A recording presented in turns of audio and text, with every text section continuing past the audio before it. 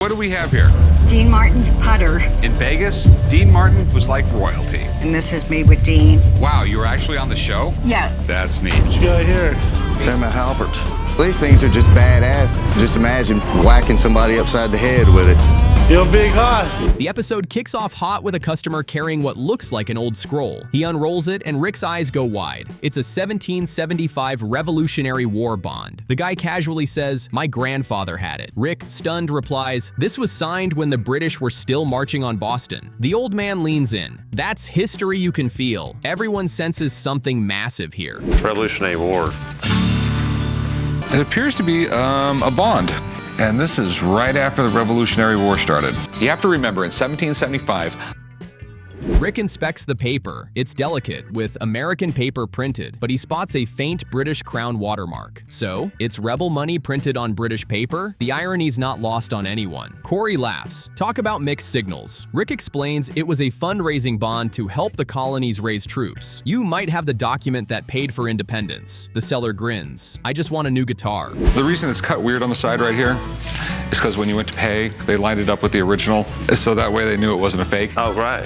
I don't know if this was like Massachusetts and Revolt giving out bonds, or was it still the English crown giving out bonds? So it's another weird thing I need to know about. Rick calls in historian Dana Lynette to verify it. Dana holds it up to the light and smiles. "You're not gonna believe this. It's engraved by Paul Revere." The shop goes silent. "The Paul Revere?" Corey blurts out. Dana nods, detailing how Revere engraved copper plates for early colonial documents. Rick's voice shakes. "This isn't just money. This is freedom in ink." It appears to be on the correct paper, the 24th day of August, 1775, because April 19th was the Battle of Lexington and Concord, the shot heard around the world. Well, this was kind of a confusing time in early American history. As a matter of fact, you could see that it says American paper.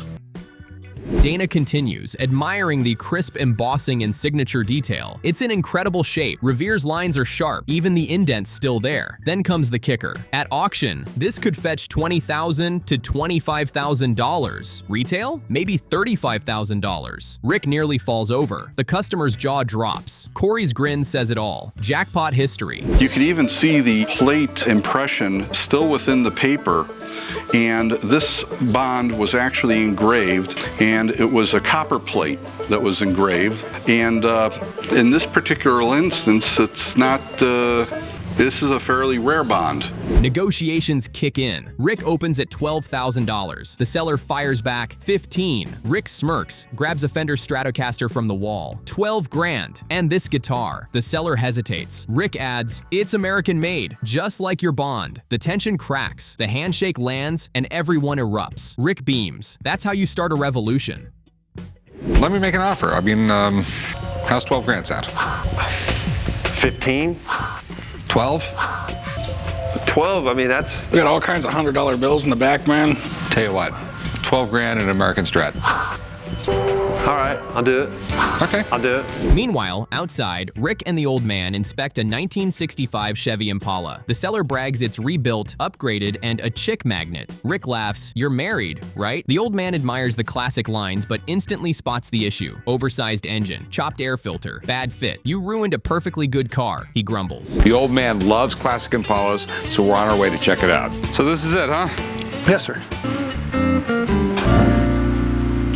Oh my God. Yeah, this thing is rough inside. And you took the original 350 out and you put a 454 in it? Yes. Rick climbs in and hits the push start. The motor sputters like a dying lawnmower. "Sounds like it swallowed a bolt," he says. The old man just crosses his arms. Money pit. The seller insists it just needs paint. Rick shakes his head. "It needs Jesus." They walk. Seller mutters, "Guess they don't know muscle when they see it." If you're not going to do it right, please don't take it out on your car. It don't look right, it don't sound right. So what I call it is one big money pit. You've done a lot to it, but it just needs one of everything, it seems like. Or two. Needs some body work, it needs some paint work.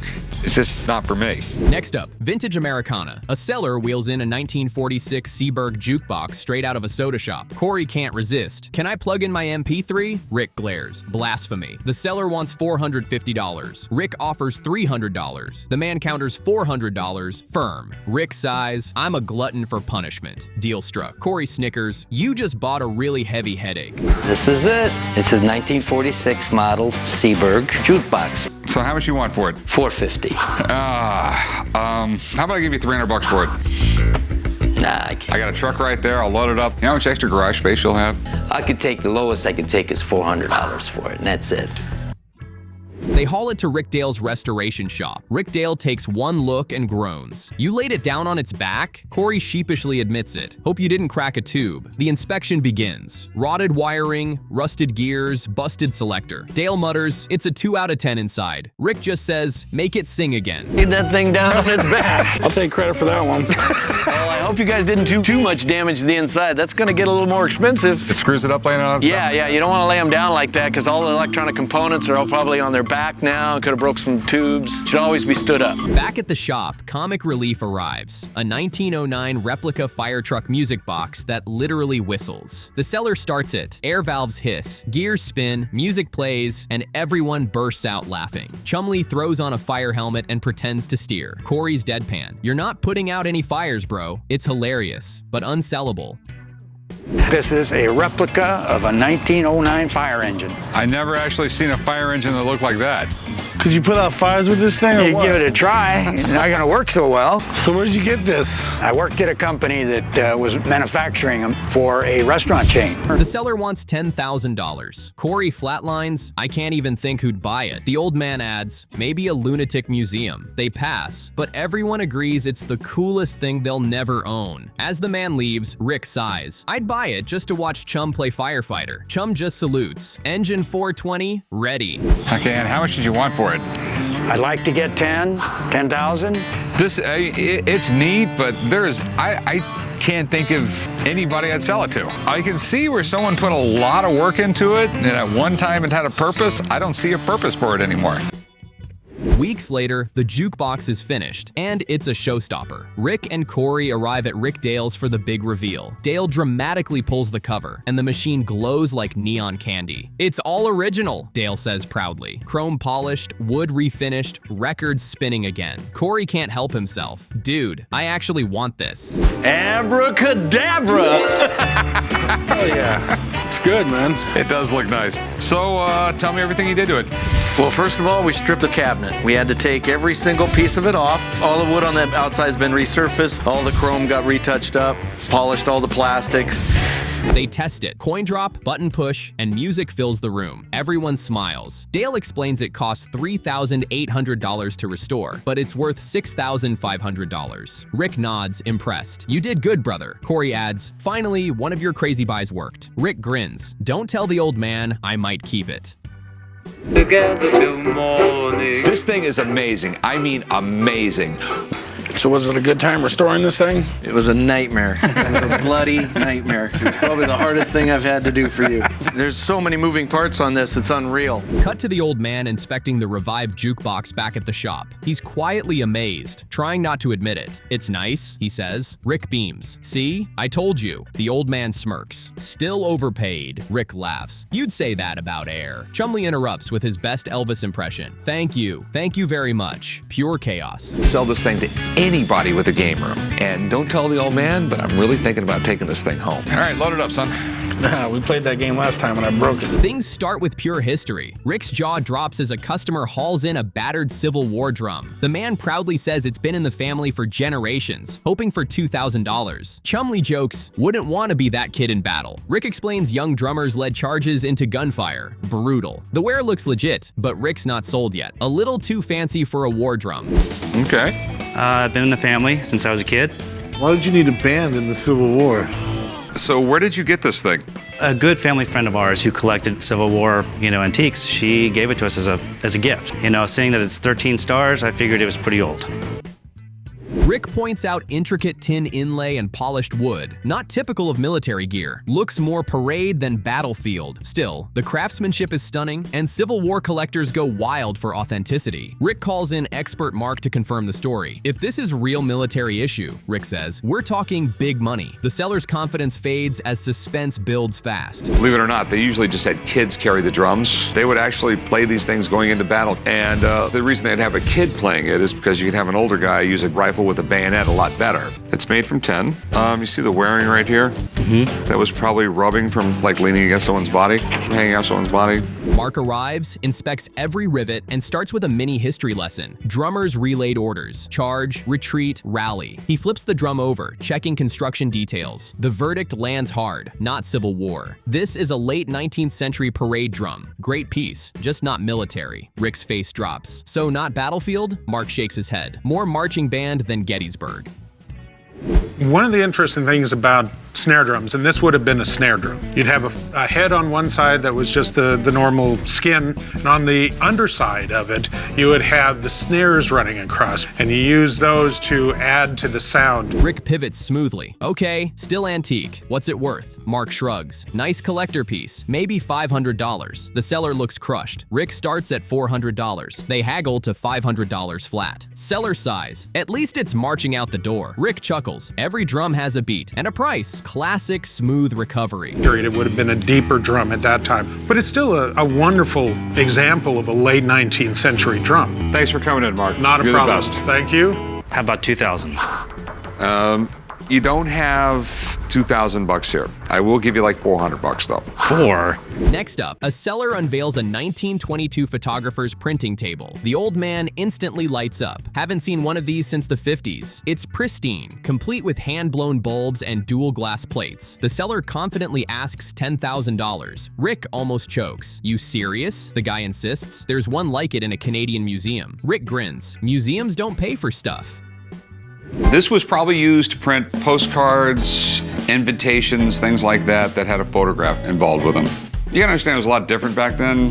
You know, people had cameras at home, but they were really poor quality. If you wanted anything nice, you went to a photography shop. Machines like this made printing a lot cheaper. Rick offers $350, explaining only hardcore collectors buy early printing gear. Cool as hell, but zero market. The seller refuses, saying he paid $60 and it's museum quality. Rick ends it with his trademark smirk. That's why some people are dealers and some are dreamers. Deal dead, lesson learned. I think somebody can get at least $5,000 to $10,000 for this.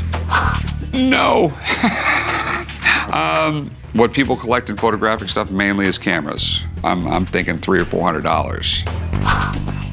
Meanwhile, chaos brews. Antoine's off, and Chumlee's on security duty. Rick hesitates. This'll end badly. The old man deadpans. Screen door on a submarine. Chum insists, I'll carry a pistol. Rick screams, no, you won't. He gets training anyway, immediately flirting with customers. She looks suspicious, he whispers. That's our accountant, Antoine sighs. Pure comedy gold. Antoine wants to take a few days off, so who's working the door? Antoine's got a really important job around here. It's not gonna be me.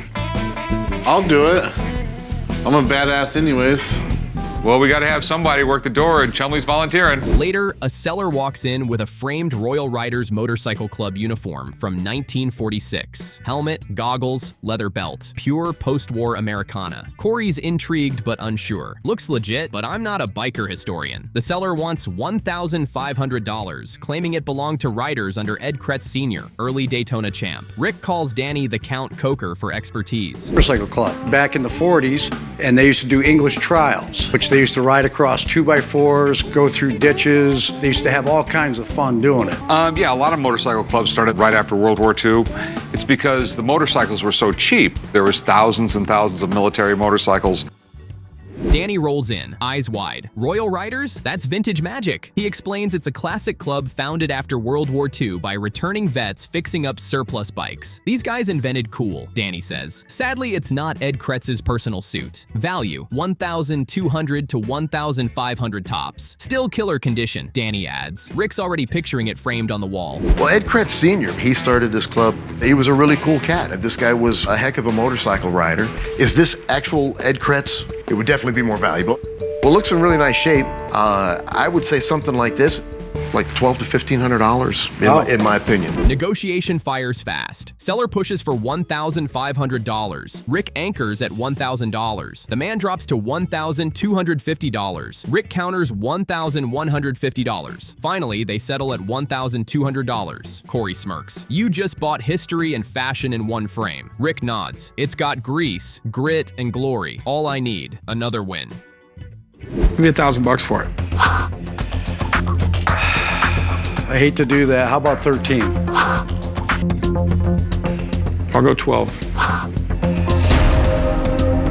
All right, how about $12.50? Right after, another seller strolls in with a 1652 sixpence coin. Rick inspects it, fascinated by the rough edges. Looks like it was run over by a wagon, he laughs. The man claims it came from inside an old Massachusetts wall and wants $3,000. Rick squints at the label. Fine details. Damaged. That one word kills the dream instantly. 52 sixpence. Okay. Rick, it looks like it's run over by a truck.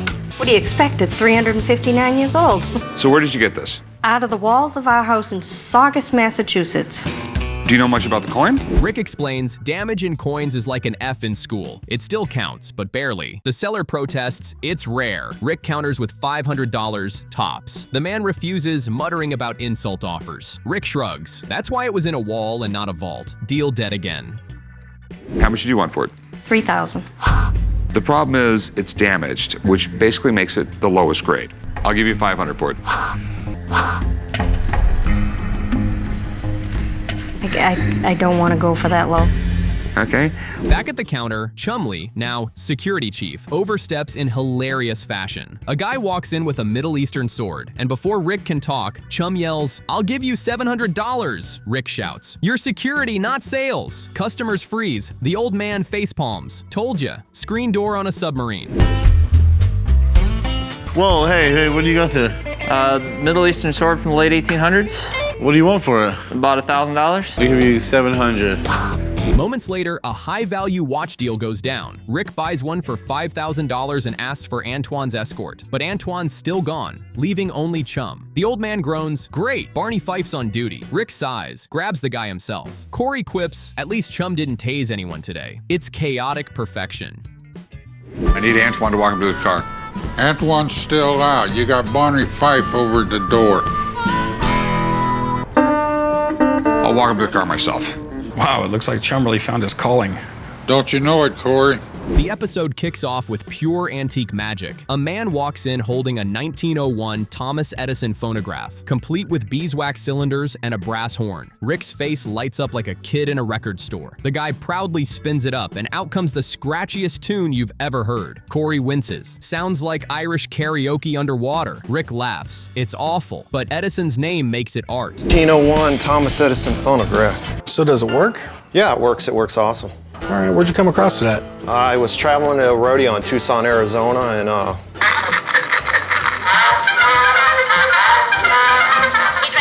Rick calls the old man to weigh in, since he probably bought one new. The old man chuckles, but dives right into history, explaining how Edison's machines were the home entertainment before radio or TV. The seller asks $1,400. The old man counters $500. Back and forth it goes until they land at $700. Rick beams. That's how you do business, son. And how much you looking to get out of it? I'd like to get $1,400 for it. Well, I bet you would. I'm looking more at about $500. $750. $550? There's two other big horns that go with it. Tell you what. Meanwhile, Rick sends Chumlee on the simplest errand ever. Pick up a squash blossom necklace from his house. Easy, right? Not with Chum. He vanishes for hours. The old man paces. Corey's joking he's probably at Taco Bell again. Rick grumbles, "When I send Chum on an errand, it's 50-50 he screws it up." No, boss. Hours ago, I asked Chumlee to go get that squash blossom for me. He hadn't showed up. Angie, have you seen Chumlee? No, it was not my turn to babysit today. Sorry. Damn Chumlee. There's a 50-50 chance he's gonna screw it up. Cut to a seller dragging in what looks like a Frankenstein speedboat, a 22-foot aluminum beast with twin 1100cc Kawasaki jet motors. Rick's half thrilled, half terrified. The guy wants $15,000, claiming it'll hit 80 miles an hour. Rick eyes the exposed wires and missing seats. This thing's a hazard wrapped in a dream. So now we're meeting with a guy who wants to sell us this aluminum body speedboat. So So what do we got here? This is a 22-foot AYT. It's got twin 1100 two-stroke motors. Oh my God.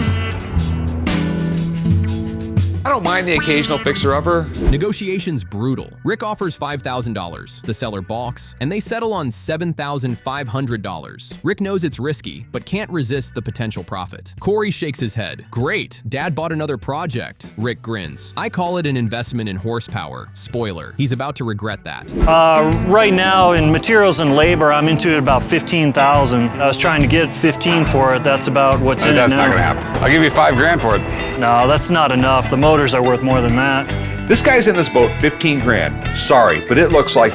Next customer, total curveball. A man proudly presents his line of solid gold devil figurines. Yes, literal demons cast in 14-karat gold, complete with painted black faces and even a chicken foot attached to one. Rick's face is priceless. Can I get a disease from this? The guy swears they're art. Rick mutters pieces of something. In my line of gold figurines. Devil figurines. They're pieces of art. All right, well, they're pieces of something. What is it exactly? Oh, it's a devil. This particular demon is Belial. He's the devil of guilt and lawlessness. Spent some time with it. The artist claims 5 ounces of gold per statue and wants $7,500 each. Rick's torn between confusion and horror. Why would you paint gold black? The guy answers, seemed like a good idea at the time. Rick laughs, should have made him brass. The deal dies fast. Come back when demons are trending, Rick jokes. What exactly do you want to do with them? I was thinking this would be the perfect place to sell them. How much do you want out of something like this? I'd sell it for $7,500. I mean, is that to me? Maybe not. Maybe 1,000 less. Maybe like 6,000. You know, I mean, there's just no room in there for me. Right, right. Then comes some Vegas history. A seller shows off an antique savings book from the 1800s, tied to the investor syndicate that became American Express. The old man examines it fondly, explaining how banks used these to lure savers before credit cards existed. The seller asks for a fair offer. The old man shrugs. $15. The guy's face? Devastated. What do we got here? I have here an antique savings book from the investor syndicate that was originated in 1800s. Hey, Pops. What? You probably used to have one of these. Moments later, Rick lights up. Someone's got a Benny Binion's playing card vending machine straight from downtown Vegas. It reeks of cigarette smoke and nostalgia. The seller explains how casinos once sold used cards instead of trashing them. Rick loves it, but spots busted lights and missing panels. Smells like 1973 and regret. Oh, pretty good. So this is the Binion's vending machine, huh? Yep, this is it. You can smell the cigarette smoke from it. So what can you tell me about it? Where'd you get it? We actually got it from Binion's Casino downtown. These used to be really popular in all the hotels. After a few hours of blackjack. The man wants $500. Rick offers $50 since it's trashed. The seller protests, it lights up. Rick fires back, so does my toaster. The deal's dead, but Rick's thrilled just to see it. Binion was old school Vegas, murder rap and all. Chum would have loved it if he ever came back. Someone made a fortune off this machine at one time. I just love anything Benny Binion. This is so 1970s. I mean, this is when downtown Vegas was in its heyday. How much did you want for it? 500. You know, that might be a good price if the thing was actually in some sort of, quite honestly, I'd give you like $50 for it.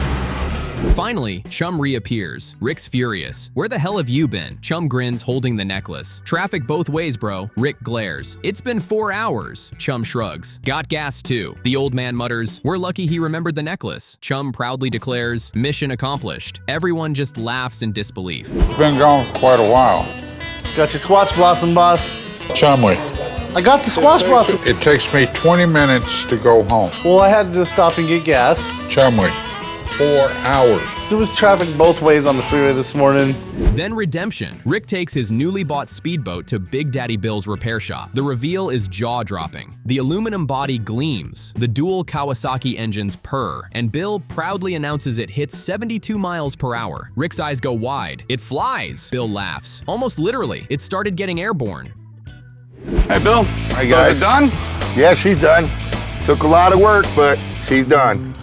I'm Bill, AKA Big Daddy. I own Racing Performance Marine, RPM. We're a restoration and repair shop. And if you got a boat in Nevada, you want it to go fast, it ends up here. Rick braces for the repair bill. Bill says $4,800. Rick exhales in relief. He's in the boat for $12,300 total, with resale potential around $25,000. Rick beams. That's a home run, Corey deadpans. Until you try to fit in the seat. Rick laughs. It's not for comfort, it's for speed. That are putting out 180 horsepower apiece. It flies. We clocked it at 72 miles an hour. All right, how much am I into it? They could be money pits, you know, what boat stands for. Bust out another 1,000. Anything over 7,000, I'm not gonna make any money. Cue chaos. Rick and Chum try to squeeze into the boat for a test ride. It's pure slapstick. Chum's wedged halfway in, yelling, "I'm stuck!" Rick's crying, laughing, "This is a U-boat now!" The camera pans out as Chum flails, Rick walks off, and the old man deadpans. I told you idiots' boats were bad luck. You actually come out really good on this one. Okay. Your bill's about 4,800 bucks.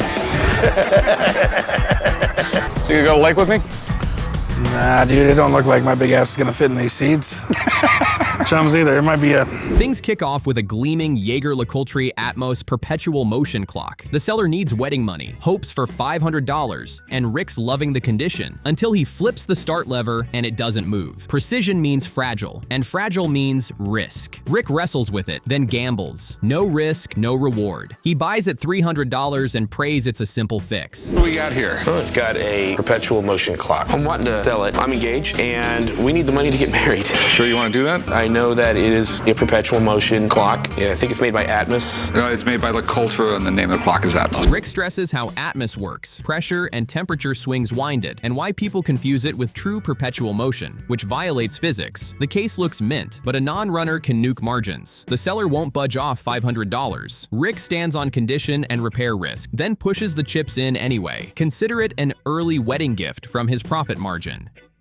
Is the most frictionless machine ever made. Theoretically, they're supposed to run forever. The Atmos clock, made by Jaguar-LeCoultre. I was hoping I can get at least 500. I'll give you $300 for it because it's not working. I'm not gonna be able to do that. I'm gonna buy it off you because I'm hoping it's just a simple fix. No risk, no reward. Just consider it an early wedding gift from me. Cue medieval mayhem. A customer plunks down 2 Halberds bought at a Renaissance fair. Corey and Chum clown on cosplay value, but admit they look cool. The seller just wants his $250 back. Corey takes the flyer. Chum cracks that he'd probably buy them on payday. Oh, the foreshadowing. The old man hasn't seen them yet, and he's about to. Yeah, here. They're my Halberds. What? Halberd. Yo, big hoss. You want to battle to the death? No, but I do want to kill you sometimes. So how much are you looking to get out of them? $250. $250? For both of them. I gave $250 for them. I just want to get my money back out of them. I'm sure these are modern replicas, but that doesn't mean they're not worth something. People buy dumb. Next, a man brings in a ball and chain. Rick calls police memorabilia expert Mark, who confirms it's authentic prison gear, hand-forged links, tower manufacture, circa 1920 to 1940, and values it $650 to $750. Rick moves fast. $400, simple and clean. Sold. He jokes it'll keep Chum from wandering. He has no idea what's about to shatter.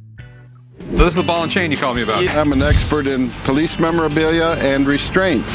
I've been collecting police memorabilia for about 25 years. Cool, so I took it home and... So Mark, what do you think? The chain will be modern, welded. 99% of all ball and chains that you'll see are fake. Mark details how chain gangs use these so inmates could work outside the yard without bolting. Harsh, real history, with provenance and construction right, heated and hammered links, not modern welded chain. Rick's confident in the display value. The buy closes at $400, everyone's smiling, and then glass meets gravity. Which was the Ford of handcuff and leg irons. So how much is it worth? I'd estimate somewhere between $650 and $750. Okay. You know what? I'm gonna make this real plain and easy and simple and $400 and not a dime more. $450? $400. Crash. Chum breaks the showcase, holding the ball and chain. The old man detonates. Damn it, Chumlee! Rick adds up the pain. Another $200 to replace the glass. And the day's trending south. This day is just beginning to suck, he groans. Damn it, Chumlee. I spent $400 on the ball and chain. Now you cost me another $200 to replace the glass and whatever else you broke in the damn case. This day's just really beginning to suck. A seller arrives with a Ford's Theater playbill from April 14th, 1865, the night Lincoln was shot, claiming it's worth $10,000. Rick runs the checklist. Theater, date, title, our American cousin. Then he spots the red flag. They didn't print President Lincoln on the bill that night for security reasons. Verdict, reproduction, and a bad one. A call from a guy who says he's got a playbill from the night Lincoln was assassinated. Wanted to know if I'd be interested in purchasing it? I told him hell yeah. Rick breaks it gently but firmly. Adding Lincoln's name isn't how authentic examples look. The seller deflates. They said it was real and leaves disappointed. Rick's refrain returns. This is really turning out to be a bad day. So you want to pawn it or sell it? I'd like to sell it. I'd like to get $5,000 for it. Yeah, it could be worth up to that amount. Well, you have to look at it here for a second to see if it's real. The old man spots Corey's halberds and barks for an expert. These aren't modern, he insists. Eyeing construction details Corey shrugged off. He calls Sean, Antique Arms and Armor Pro to settle it. Meanwhile, he roasts Corey for not asking first. Do your damn job. It's a shame that it's not real. I kind of got my hopes up. I thought it was going to be worth a lot of money. Thanks for bringing it in. Sorry about the bad news. Oh well, it is what it is. I'm extremely disappointed. I thought this was going to be a slam dunk. What it turned out to be was just a complete waste of my time.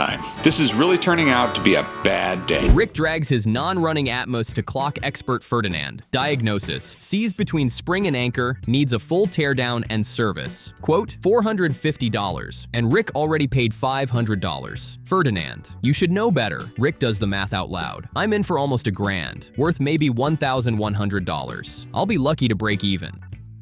Earlier today, I bought an Atmos clock. It's in beautiful condition. Thing is, it doesn't run. So I called in my buddy Ferdinand, take a look at it, and hopefully fix it. Hey Ferdinand, how's it going? Hello, Rick. How are you today?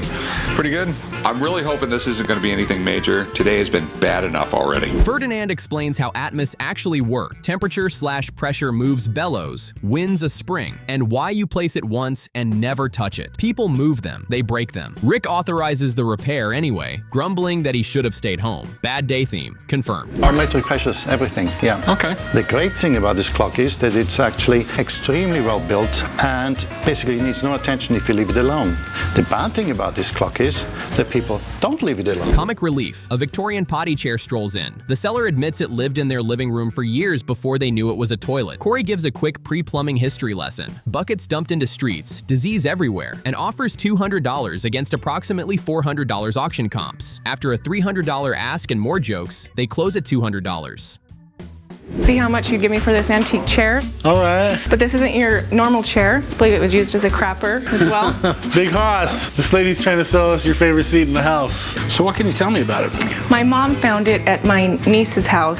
They were cleaning out a garage and they were going to throw it away. Expert Sean arrives for the Halberds. Form matches 16th century types, but construction details don't. Multiple sections, missing long straps. Verdict: 19th century Victorian copies, not 1500s originals. Yet still $800 to $1,000 each at auction. The old man beams, Corey eats crow, and Chum orders him to buy lunch. But the old man didn't trust my judgment, so now Sean's here to tell us what they're worth. This ain't about who's right or wrong. This is about knowing what we've got and making as much money as possible. All right, so these are the Halberds. These are them. Sean expands on battlefield use, officers in line formations, reach advantage, day-ruining hits, and why age shows in true 16th century forging. Bottom line, Corey stumbled into profit. The old man was right about age. Rick, still nursing the clock loss, at least sees a clear win on the wall. There's reach beyond their own arm length. The big question now is what they're worth. If these are real and to the period of the 16th century, these would be worth in the range of, say, $200 to $2,500 a piece. The old man orders Corey to deliver the potty chair to North Las Vegas. Corey forgets the address, of course, grouses about spending his day hauling antique crappers, and trudges out anyway. Over the radio: "You got your head up your ass today, boy. Bad day energy. Sustained." Of course I'm right. Corey takes after his father. He assumes that he knows everything. He don't. Guys, take care. Good luck. Go ahead and break them, Chumlee. I'm glad we got him checked out. Now we can make some real money. I'm not the pittance that Corey was going to get. Things kick off with some Rat Pack royalty. Rick can't believe his eyes when a woman strolls in with Dean Martin's personal golf putter. She casually drops, "He was my father-in-law." Everyone freezes. The shop just got a dose of Vegas legend. Rick gushes, "Dean Martin, man was Vegas royalty." She's asking $650, and Rick's instantly tempted. What do we have here? Dean Martin's putter. Dean Martin's putter. Uh-huh. The Dean Martin. The Dean Martin, the singer. Dean Martin? Yeah. Rick, shut up and get on with it. From him, he was my father-in-law. I was married to his oldest son. The negotiation starts smooth but turns fiery. Rick offers $500. She pushes back. It's Dean Martin's putter. They volley like pros, finally landing at $550. Rick admits, "I'm always a sucker for Rat Pack stuff." She smirks. "I always get my way." Even her husband agrees off-screen. It's classic Vegas charm meets pawn hustle. Dean Martin pretty much did it all. He had a bunch of hit songs. He was in over 60 movies and television shows. In Vegas, the man was like royalty. It looks like a 50s or 60s hickory shaft putter. We have plenty of pictures proving that you're his daughter-in-law, so Right. I'm assuming... Before Rick can breathe, Corey gets a call. Same seller who once brought in a Steve McQueen bike is back with a 1941 Indian motorcycle. Rick's thrilled. Man, these are collector's dreams. The bike's rugged, left-hand throttle, 500cc V-twin engine. The seller brags it came from New Zealand, and Rick's hooked before hearing the price. Okay guys, this is why I called you out here today. Look, my 741 Indian. It's a 1941 model. These are really cool bikes. They had the throttle on the left-hand side. I mean, it's completely reversed. I'd probably kill myself. The seller explains that left-handed throttle twist, so soldiers could shoot with their right hand. Rick laughs. So they're riding around with a throttle on the wrong side firing machine guns? I can dig it. It might be a military version, which means big bucks, if authentic. Rick calls in Danny, the Count Coker, to confirm. This could be one of those Indians that was made for military use. That would totally explain the left-handed throttle. Yeah, they usually had their gun pouch back here so they could pull their machine gun and shoot it with their right hand. And that's why they had the throttle on the left-hand side. Danny rolls in, eyes glinting. This is definitely a military Indian, left-hand throttle, all checks out. He fires it up and the roar is pure thunder. His verdict, restoration will cost $4,000 to $5,000, resale $17,000 to $18,000. Rick loves those odds. He bargains hard from $12,000 down to $9,500. I'm not losing it over $500. Deal sealed. 1941 Indian. This is cool. Corey and Rick, they usually give me a jingle when they want me to come down and inspect a car or a motorcycle that they're thinking about buying. It's a left-hand throttle. That's cool. This is definitely a military version. This is a really cool piece of American history, I think.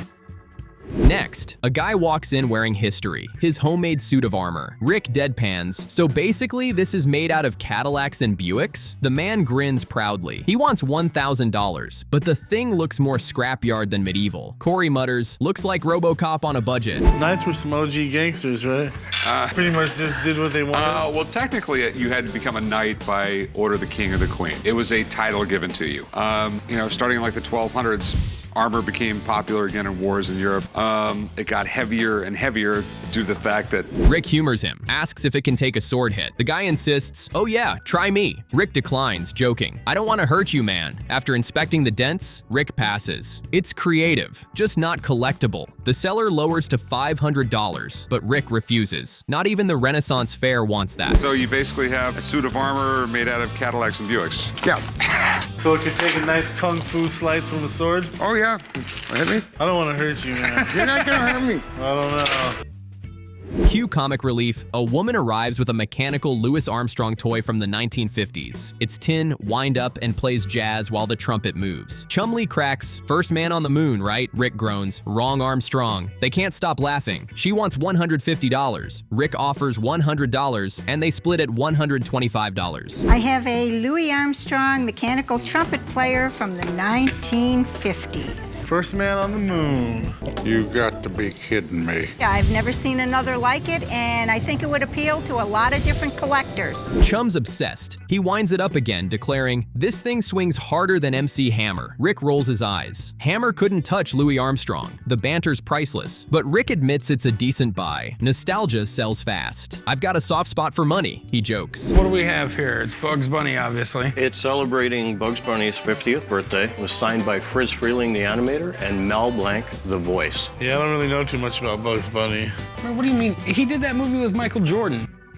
Then, animation gold. A man walks in with a Bugs Bunny 50th anniversary poster signed by Mel Blanc and Friz Freleng. Rick lights up. You're kidding me. This is incredible. Chum cluelessly blurts, he did Space Jam with Michael Jordan, right? Rick groans, that's Bugs Bunny, not Roger Rabbit. He's one of the iconic cartoon characters in history. He was always my favorite. I mean, I always kind of looked at Mickey Mouse like he was a wimp, and you couldn't really get Bugs down. You had two different guys always trying to shoot him, people dropping stuff on him. I mean, he was like the first sarcastic cartoon comedian. The seller paid around $250, hoping it's real. Rick calls in autograph expert Drew. Drew confirms. Both autographs are 100% authentic. They didn't sign together often, he says. Retail value, around $500. Rick beams, but immediately flips into negotiation mode. It's signed by Mel Blanc and Frizz Freeling, so I invited my buddy Drew down to come see it. The signatures are legit. Drew, what's going on, man? Hey, gentlemen, how are you? Bugs Bunny you talked about, right? Yeah. Well, whenever they have a situation where there's autographs, the guys give me a call because that's something I have expertise on.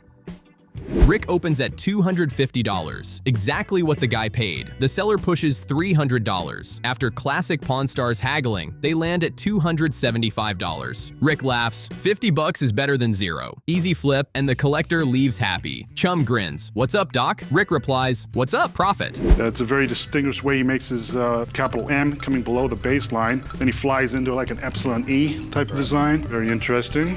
Well, let's take a look at Frizz Freeling, see what we have. He tends to write it in mostly capital letters. Now the grand finale. Rick and Corey visit Danny Coker's shop to see the restored 1941 Indian. When the cover pulls off, everyone's jaw drops. The military paint, grenade holder, gun holster, it's museum quality. Corey gasps, dude, it looks brand new. My buddy Danny just called to let us know that he's done with the restoration, so we're on our way to go check it out. Shannon, come on, brother, bring it in. You're gonna dig this. That's nice. You guys wanted it authentic, right? So it's got the Thompson and grenades.